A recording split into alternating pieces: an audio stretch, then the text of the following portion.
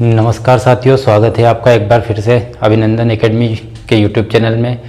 आप सभी को पता है आज हमारी ये 26वीं क्लास होने जा रही है। इससे पहले हम 25 क्लास कंप्लीट कर चुके हैं और हर क्लास में हमारे 25 क्वेश्चन होते हैं। ठीक है, इस हिसाब से हम 625 क्वेश्चन कंप्लीट कर चुके हैं। तो आइए स्टार्ट करते हैं अपनी इस क्लास को बिना देर किए। समानता के मौलिक अधिकार के अंतर्गत कितने अधिकार का उल्लेख है? ठीक है, तो समानता का जो मौलिक अधिकार है उसके अंतर्गत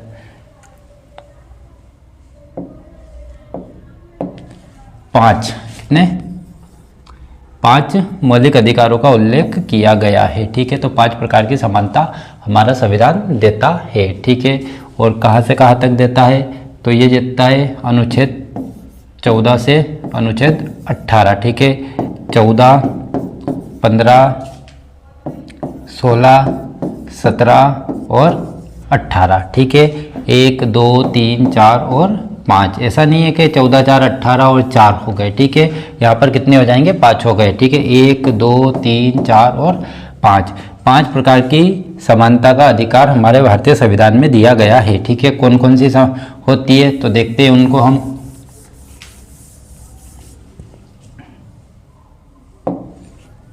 अनुच्छेद 14, तो ये क्या कहता है? कानून के समक्ष समानता। ठीक है, कानून के समक्ष समानता। इसके बाद अनुच्छेद 15, राज्य है ना, राज्य किसी भी व्यक्ति के साथ जाति, धर्म, लिंग, जन्म स्थान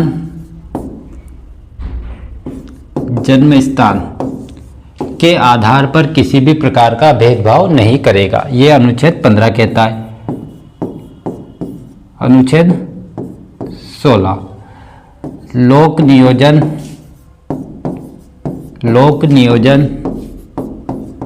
में अवसर की समानता।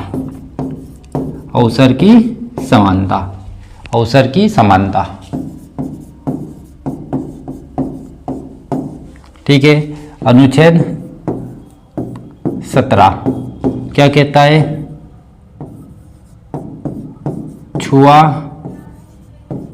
छूत का अंत।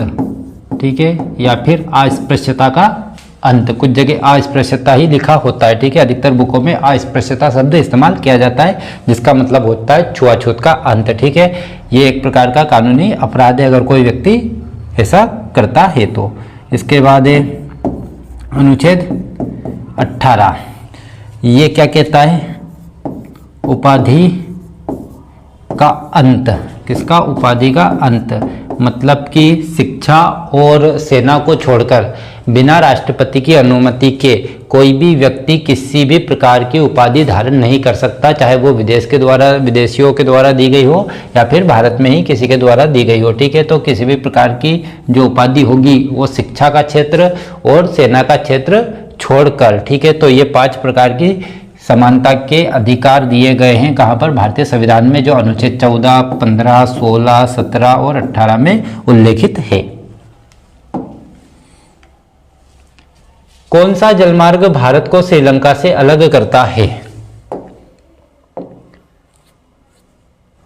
या फिर इसको जल संधि शब्द बोलना ज़्यादा अच्छा रहता है, तो ये होता है पाक जल संधि।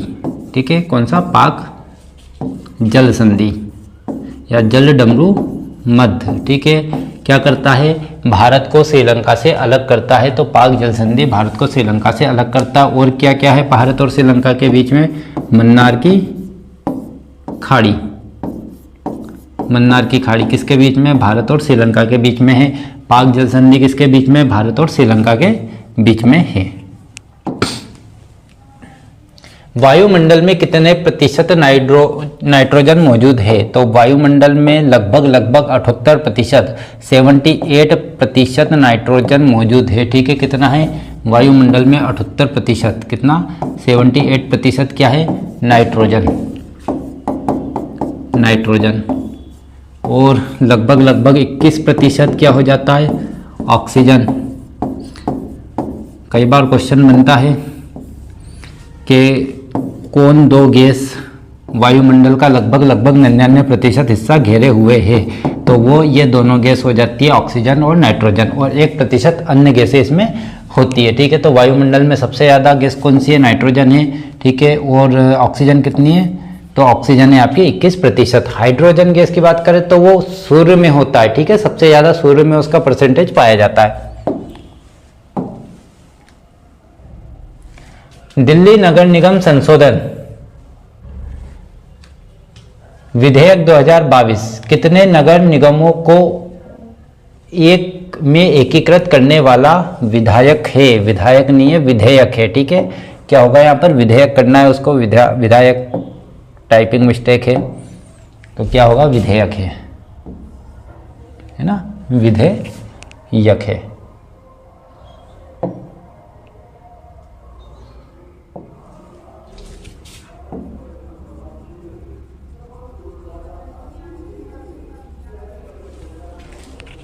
तो करने वाला विधेयक कौन सा है, तो नाम तो दे रखा है यहाँ पर, दिल्ली नगर निगम संशोधन विधेयक 2022 कितने नगर निगमों को एक में एकीकृत करने वाला विधेयक है। तो कितने नगर निगम, तो यहाँ पर 3 नगर निगम को एक साथ मिलाया गया है। ठीक है, पहले दिल्ली में 3 नगर निगम हुआ करते थे, क्षेत्र वाइज से बटे हुए थे, दक्षिण, पूर्व और पश्चिम के नाम से, लेकिन अब तीनों को एक ही साथ मिला दिया गया है। और ये विधेयक कब आता है, तो ये विधेयक आता है 2022 में। राज्य वित्त आयोग की नियुक्ति प्रत्येक वर्ष में द्वारा की जाती है, तो किसके द्वारा की जाती है, तो राज्य वित्त आयोग की नियुक्ति प्रत्येक 5 वर्ष में राज्य सरकार, किसके द्वारा, राज्य सरकार की सिफारिश पर या राज्य मंत्रिपरिषद की सिफारिश पर कौन करता है, तो राज्यपाल के द्वारा की जाती है। किसके द्वारा की जाती है, राज्यपाल के द्वारा की जाती है। तो यहाँ पर हम राज्यपाल लिख सकते हैं, राज्यपाल के द्वारा की जाती है। और इसका उल्लेख जो मिलेगा वो कहाँ पर मिलेगा, अनुच्छेद 243 आई में। ठीक है, अनुच्छेद 243 आई के तहत क्या होता है, प्रत्येक 5 वर्ष में राज्य वित्त आयोग की नियुक्ति की जाती है। किसके द्वारा, राज्य सरकार के कहने पर राज्यपाल के द्वारा इसकी नियुक्ति की जाती है। और इसका जो उल्लेख है वो कहाँ पर है, अनुच्छेद 243 में होता है। ठीक है, अनुच्छेद 243 आई में इसका उल्लेख है। ठीक है, और ये क्या करता है, तो ये नगर निगमों, ठीक है, राज्य के बीच नगर निगम और जो नगर है या नगरीय निकाय है, इनके बीच करों का बंटवारा करता है। स्थानीय स्वशासन में करों का बंटवारा या टैक्स का बंटवारा करने का काम किसका होता है, राज्य वित्त आयोग का। विश्व की सबसे बड़ी नदी किस महाद्वीप में है, तो विश्व की जो सबसे बड़ी नदी है कौन सी है, तो अमेजन नदी विश्व की सबसे बड़ी नदी है। क्या नाम है, अमेजन नदी। और किस महाद्वीप में बहती है, तो पूछा महाद्वीप है, तो महाद्वीप हो जाएगा कौन सा, दक्षिण अमेरिका। ठीक है, किस महाद्वीप में बहती है, दक्षिण अमेरिका में बहती है। और सबसे लंबी नदी की बात की जाएगी तो वो कौन सी हो जाएगी, नील नदी। हड़प्पा सभ्यता का कौन सा पूरा स्थल बोलन दर्रे के पास स्थित है। ठीक है, पाकिस्तान में है बोलन दर्रा, तो ये आता है मेहरगढ़। ठीक है, तो मेहरगढ़ जो स्थल है वो कहाँ पर स्थित है, बोलन दर्रे के पास, पाकिस्तान में। कहाँ पर आता है, पाकिस्तान में, पाकिस्तान में स्थित है। ठीक है, तो बोलन दर्रे के पास कौन सा स्थल है, मेहरगढ़ स्थित है। और यहाँ से काय के साक्ष्य मिलते हैं, तो कृषि के प्रारंभिक साक्ष्य मेहरगढ़ से ही प्राप्त होते हैं। सांभर झील किस राज्य में स्थित है, सांभर झील भारत के राजस्थान राज्य में स्थित है। किस राज्य में स्थित है, राजस्थान राज्य में स्थित है।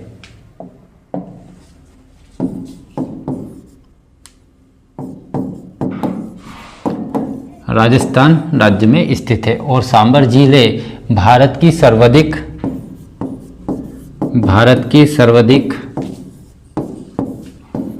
कौन से खारे पानी की झील है, खारे पानी की झील। ठीक है, कौन सी हो जाएगी? तो सांबर झील हो जाएगी। सर्वाधिक खारे पानी की झील कौन सी हो जाएगी? और सबसे बड़ी खारे पानी की झील कौन सी होती है? चिल्का झील, जो कहाँ पर स्थित है? उड़ीसा में स्थित है। और वो क्या है? एक लेगुन झील जो तट पे होती है उसे लेगुन झील कहा जाता है।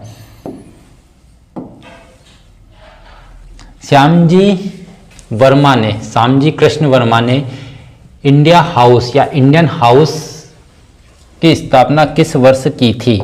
तो इनके द्वारा इस संस्था की स्थापना लंदन में की गई थी और ये की गई थी 1905 में। कब की गई थी? 1905 में। कहाँ पर? लंदन में। 1905 लंदन में इसकी स्थापना की गई थी। तो श्यामजी कृष्ण वर्मा या श्यामजी वर्मा ने इंडिया हाउस की स्थापना किस वर्ष की थी? 1905। और कहाँ पर? लंदन में इसकी स्थापना की गई थी। बंगाल का विभाजन हुआ था, तो बंगाल का विभाजन कब हुआ था? बंगाल का विभाजन होता है 1905। 16 अक्टूबर 1905 से ये लागू हो जाता है। 16 अक्टूबर 1905 है। 2005 1905। तो 16 अक्टूबर 1905 को किसका विभाजन हुआ था? बंगाल विभाजन हुआ था। बंगाल दो भागों में बढ़ जाता है, पूर्वी बंगाल और पश्चिमी बंगाल। ठीक है, इस समय वायसराय कौन था? तो करजन था। कौन था? करजन था। –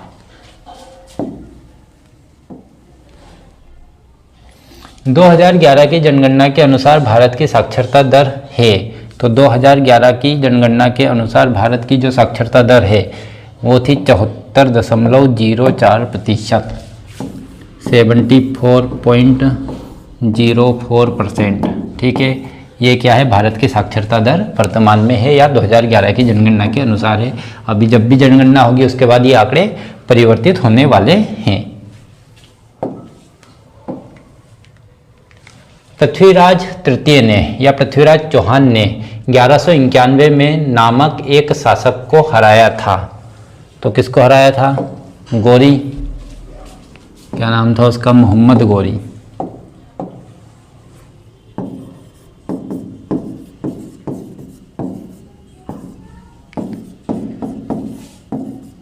मोहम्मद गोरी नामक शासक को हराया था। कब हराया था? 1191 में। कौन सा युद्ध होता है? तराइन का प्रथम युद्ध। तो तराइन के प्रथम युद्ध में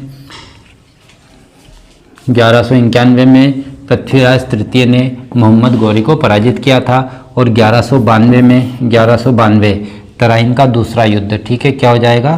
तराइन का द्वितीय युद्ध। इसमें पृथ्वीराज चौहान की या पृथ्वीराज तृतीय की क्या होती है? पराजय होती है। और ये वाला युद्ध कौन जीत जाता है? गोरी जीत जाता है। टोक्यो ओलंपिक 2020 में पुरुष हॉकी सेमीफाइनल स्पर्धा में किस देश ने भारत को हराया था? तो सेमीफाइनल में भारत हार गया था। और भारत को इस ओलंपिक में कौन सा पदक प्राप्त हुआ था? कांस्य पदक प्राप्त हुआ था तीसरे स्थान के साथ। तो भारत को किस देश ने हराया था? तो इसको हराया था बेल्जियम ने। किस देश ने हराया था? बेल्जियम ने। बेल्जियम ने भारत को पराजित किया था। ठीक है, किसने पराजित किया था? बेल्जियम ने पराजित किया था। ब्रुसेल्स, इसकी राजधानी क्या है? ब्रुसेल्स। और आप लोगों को बताना है ब्रुसेल्स में एक संगठन का मुख्यालय है जिसका भारत सदस्य नहीं है और जो पिछले एक साल से काफ़ी चर्चा में रहा है। ठीक है, तो संगठन का नाम आपको बताना है जिसका मुख्यालय कहाँ पर है? बेल्जियम में है, जो रूस और यूक्रेन युद्ध के कारण काफ़ी चर्चा में रहा है। ठीक है, तो संगठन का नाम आप लोगों को कमेंट बॉक्स में बताना है। किस राजवंश के कांस्य मूर्तियां लुप्त मोम तकनीक का? किस राजवंश की कांस्य मूर्तियां लुप्त मोम तकनीक का उपयोग करके बनाई जाती थी? तो मोम का उपयोग करके बनाई जाने वाली जो मूर्तियां हैं, नाम क्या? लुप्त मोम तकनीक का उपयोग करके बनाई जाती थी। तो जो कांस्य की मूर्ति थी वो इस तकनीक के द्वारा चोल शासन में बनाई जाती थी। ठीक है, किस शासन में बनाई जाती थी? चोल वंश के में बनाई जाती थी। 2011 की जनगणना के अनुसार जनसंख्या का घनत्व प्रति व्यक्ति वर्ग किलोमीटर है। तो 2011 की जनगणना के अनुसार भारत का जो जनघनत्व है वो कितना है? 382 वर्ग किलोमीटर। कितना है?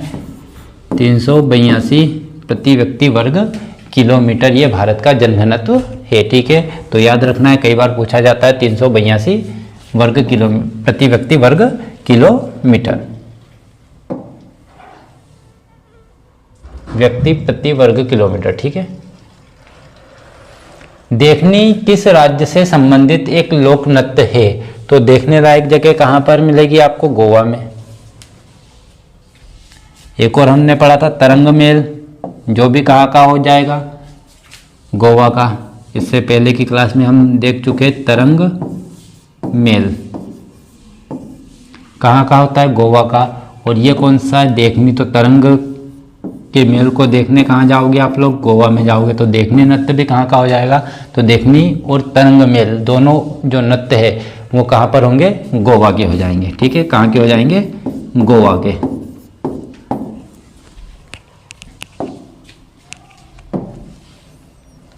बक्सर का युद्ध लड़ा गया था। बक्सर का युद्ध कब लड़ा गया था? तो बक्सर का युद्ध लड़ा जाता है 1764 में। ये युद्ध काफ़ी आते हैं। बक्सर का युद्ध 1764 में। कुछ युद्धों की बात करते हैं हम, जैसे कि हम बात करें पहला युद्ध तराइन का प्रथम युद्ध। ठीक है, कब होता है? 1191। ठीक है, सेम कंडीशन यहाँ पे। द्वितीय युद्ध 1192। ठीक है, तीसरा चंदावर का युद्ध, चंदावर का युद्ध 1194। ठीक है, इसके बाद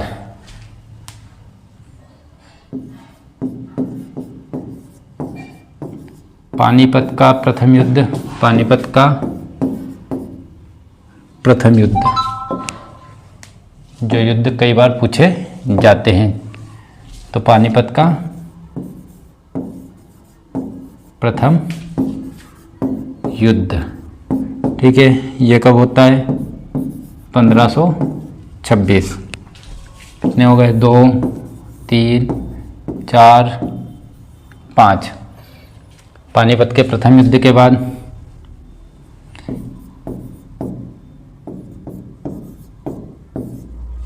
खानवा का युद्ध 1527। छठे नंबर पर आता है चंदेरी का युद्ध।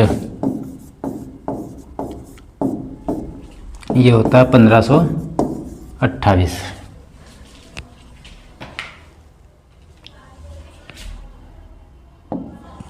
कितने हो गए? 6 युद्ध। ये रफ कर रहा हूँ मैं, यहाँ पर समय दिया था, चाहो तो आप स्क्रीनशॉट ले सकते हो वीडियो को रोककर।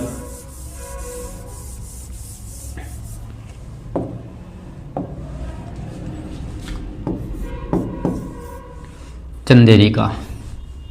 इसके बाद हो गया घाघरा का युद्ध, घाघरा का युद्ध। ये कब हुआ था? तो ये होता 1529 में। ठीक है, 8वें नंबर पर एक और युद्ध आता है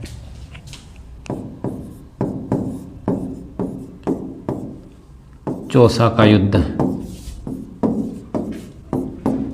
1539 में। 9वें नंबर पर आता है कन्नौज या बिलग्राम का युद्ध। ठीक है, कन्नौज या बिलग्राम का युद्ध। ठीक है,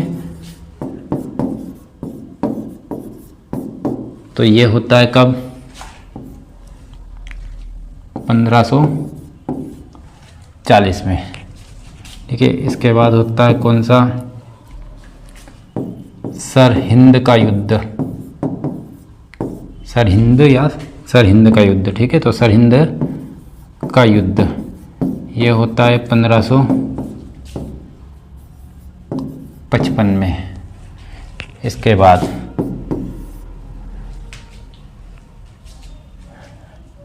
पानीपत का दूसरा युद्ध, पानीपत का दूसरा युद्ध, ठीक है, ये होता है 1556 में, ठीक है। इसके बाद एक और महत्वपूर्ण युद्ध होता है, पानीपत हो गया। पानीपत के बाद 1500 हल्दी घाटी,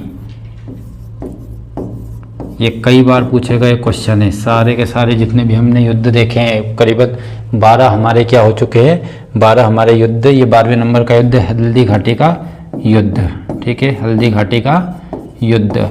ये किसके बीच में होगा हल्दी घाटी का युद्ध? तो ये अकबर और महाराणा प्रताप के बीच में होता है। मैंने यहाँ पर किसी का नाम नहीं बताया किस किस के बीच में होता है, अभी हम सिर्फ समय को देख रहे हैं, ठीक है। किसी अन्य क्लास में हम किन किन के बीच में होता है वो सारी चीज़ें मैं आपको बता दूंगा। वैसे मैंने बता रखा है समय समय पर कौन सा युद्ध किस किस के बीच में होता है, ठीक है। हल्दी घाटी का युद्ध, हल्दी घाटी का युद्ध होता है कब?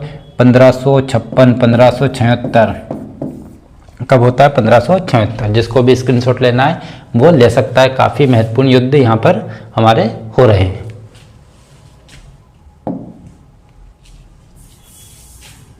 हल्दी घाटी का है ना, 12 हो गए थे।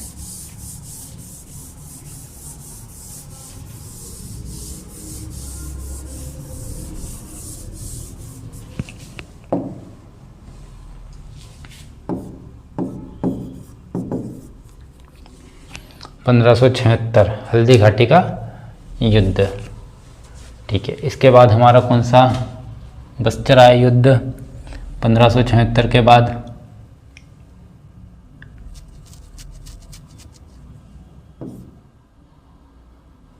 खेड़ा का युद्ध,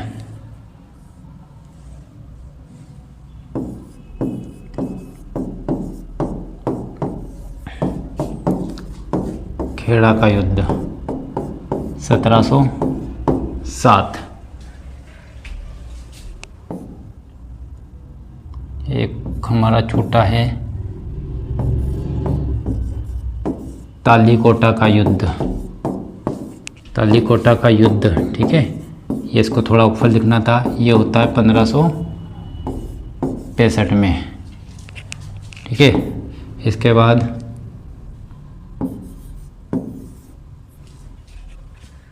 एक और होता है कौन सा युद्ध?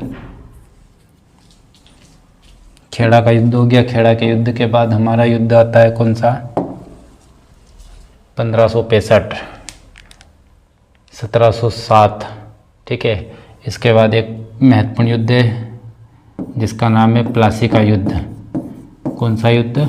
प्लासी का युद्ध। प्लासी का युद्ध होता है कब? 1757 में, ठीक है। इसके बाद होता है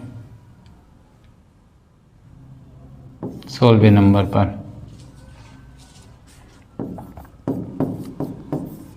पानीपत का तीसरा युद्ध। पानीपत का तीसरा युद्ध जो कब होगा? पानीपत का तीसरा युद्ध होता है 1761 में। कब होगा? 1761 में, ठीक है। और एक और युद्ध होता है हमारा कौन सा? पानीपत हो गया ये वाला, है ना, बक्सर का युद्ध, बक्सर का युद्ध। तो ये होता है 1764 में, ठीक है। आज की क्लास में हमने 17 युद्ध कंप्लीट करे हैं। ये सारे युद्ध कहीं ना कहीं आए हुए क्वेश्चन है, सारे IMP क्वेश्चन है, सारे युद्ध हर एग्जाम में कहीं ना कहीं पूछे जाने योग्य है। तो आप ये हमने 17 जो युद्ध करे हैं इनको आप अपना या तो स्क्रीनशॉट ले सकते हो या फिर वीडियो को रोककर इनको नोट कर सकते हो।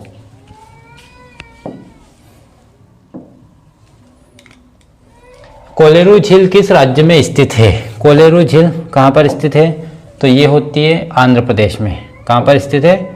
आंध्र प्रदेश में, ठीक है।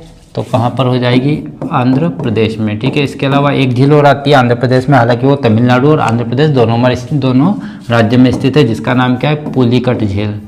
कौन सी झील? पुलिकट झील। ठीक है, तो पुलिकट झील के किनारे क्या स्थित है? श्रीहरिकोटा, भारत का उपग्रह प्रक्षेपण केंद्र।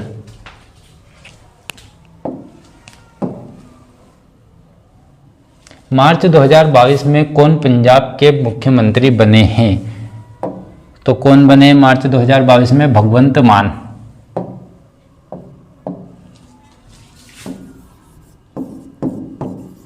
भगवंत मान 2022 में, मार्च 2022 में पंजाब के मुख्यमंत्री बने हैं, या मुख्यमंत्री के रूप में शपथ उन्होंने ग्रहण की है। एनाकोंडा, जो कि विश्व के सबसे बड़े सांपों में से एक है, किस प्रकार के वनों में पाया जाता है? तो एनाकोंडा उष्णकटिबंधीय सदाबहार वन में पाया जाने वाला एक सांप है, जो विश्व के सबसे बड़े सांपों में गिना जाता है। तो कौन सा होता है? उष्ण कटिबंधीय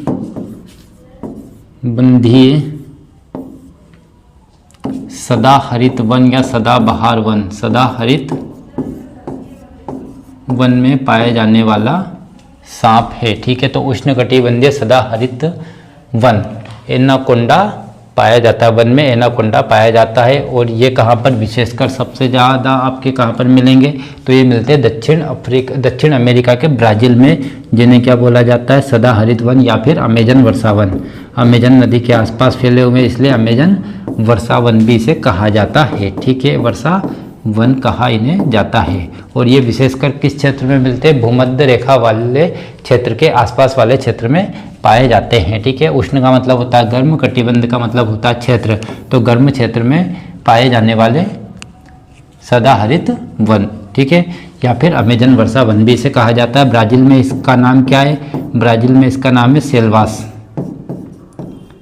ब्राज़ील में इसको स्थानीय रूप से सेल्वास कहा जाता है। जैसे कि भारत में पश्चिमी घाट पर, विशेषकर कर्नाटक और केरल वाले क्षेत्र में पाए जाने वाले उष्णकटिबंधीय सदाहरित वन को क्या कहा जाता है? सोलास कहा जाता है। वैसे ही यहाँ पर क्या है? सेल्वास ब्राज़ील में इसका स्थानीय नाम है। ठीक है, और नदी के कारण इसे अमेजन वर्षा वन कहा जाता है, और इसकी प्रकृति के हिसाब से, इसके क्षेत्र के हिसाब से इसको कहा जाता है उष्णकटिबंधीय सदाहरित वन। ठीक है, उष्णकटिबंधीय वाला क्षेत्र होता है कर्क रेखा से मकर रेखा के बीच वाला क्षेत्र, उसे उष्णकटिबंधीय क्षेत्र कहा जाता है। सभी देशों का अपना संविधान होता है, सही बात है, सभी देशों का संविधान होता है, लेकिन कुछ का नहीं भी होता है। तो कौन से देश है सभी जिनका संविधान होता है? तो सभी लोकतांत्रिक देशों का, सभी लोकतांत्रिक देशों का अपना संविधान होता है, या तो वो लिखित संविधान हो या फिर वो कैसा हो? मौखिक अलिखित संविधान हो। मौखिक नहीं, अलिखित संविधान हो। ठीक है, तो सभी जो भी लोकतांत्रिक देश है, राजतंत्रात्मक देश है, वहाँ की बात नहीं हो रही है।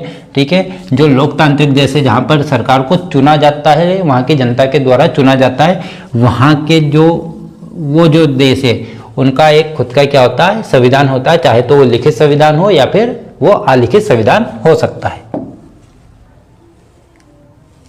जून 2022 में केंद्र सरकार द्वारा किस उद्देश्य के लिए अग्निपथ योजना शुरू की गई थी? तो जून 2022 में सशस्त्र बलों में युवाओं को भर्ती करने हेतु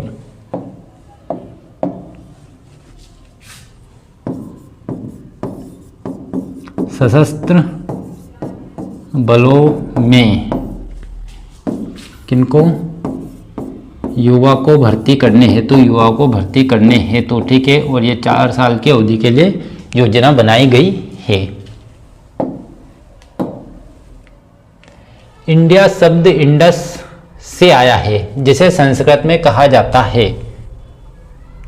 तो उसे संस्कृत में क्या कहा जाता है? तो जो इंडिया शब्द है वो इंडस से निकला है, और इंडस को क्या कहा जाता है? तो सिंधु। क्या कहा जाता है? संस्कृत में सिंधु कहा जाता है। जो सिंधु नदी है उसका ही नाम इंडस है, और इंडस से निकल कर के आया है, इंडिया आया है, और उसे संस्कृत में क्या कहा जाता है? तो सिंधु के नाम से जाना जाता है, सिंधु नदी। भारत के योजना आयोग ने भारत को कितने कृषि जलवायु क्षेत्रों में या भागों में विभाजित किया है। तो भारत को 15 कृषि जलवायु प्रदेशों में बांटा गया है। कितने भागों में? 15। ठीक है, तो भारत के योजना आयोग ने भारत को 15 कृषि जलवायु क्षेत्रों में विभाजित किया है। भारत में प्रायद्वीप पठार का आकार कैसा है? तो भारत में प्रायद्वीप पठार का आकार है त्रिभुजाकार। ठीक है, प्रायद्वीप सभी को पता है जो 3 ओर से जल से घिरा हुआ होता है। जैसे हम बात करते हैं ये वाला क्षेत्र भारत का, ठीक है, तो 1 2 3 और आप देखोगे तो इतना हम देखते हैं ये प्रायद्वीप होता है, तो इसका आकार कैसा हो रहा है? लगभग त्रिभुजाकार। ठीक है, तो यहाँ पर जो आकार है प्रायद्वीप का वो कैसा है? त्रिभुजाकार है। जबकि पूरे अगर भारत के नक्शे को देखा जाए, मैप को देखा जाए, तो उसमें अगर भारत की आकृति की बात की जाए तो वो कैसी है? चतुष्कोणीय है। ठीक है, तो भारत का आकार कैसा है? चतुष्कोणीय होता है। ये था हमारा आज का लास्ट क्वेश्चन कि भारत का प्रायद्वीपीय पठार का आकार कैसा है। ठीक है, आगे के क्वेश्चनों की बात हम करेंगे हमारी अगली क्लास में।